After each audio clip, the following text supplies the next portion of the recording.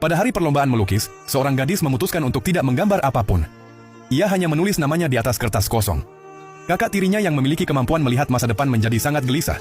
Karena untuk pertama kalinya, ia tidak bisa lagi menirukan hasil karya gadis itu. Tidak ada yang tahu bahwa gadis tersebut sebenarnya telah terlahir kembali dan membawa ingatan dari kehidupannya yang lalu.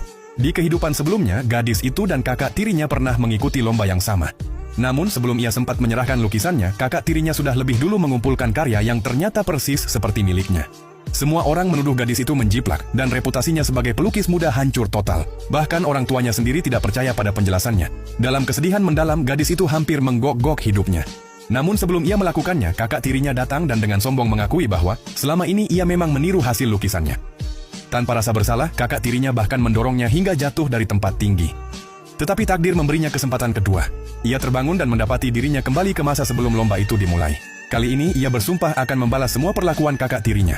Saat lomba dimulai, gadis itu berpura-pura hendak mengundurkan diri. Kakak tirinya panik dan memohon agar ia tetap ikut, karena tanpa gadis itu, ia tidak bisa menggunakan kemampuannya untuk meniru.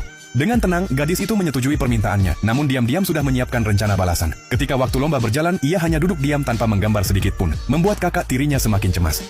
Beberapa saat kemudian, gadis itu mulai menggerakkan kuasnya perlahan. Melihat hal itu, kakak tirinya langsung menggunakan kemampuannya untuk meniru karya gadis itu.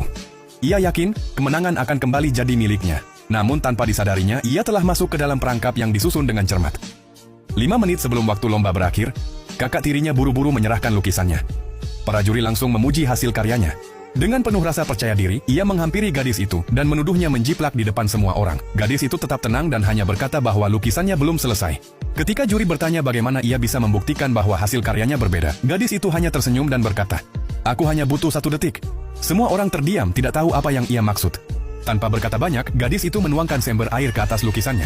Seketika, warna-warna indah yang tersembunyi muncul di atas kanvas, membentuk gambar yang menakjubkan. Para juri terpana dan langsung memberikan pujian. Semua orang berdiri, kagum pada hasil karyanya.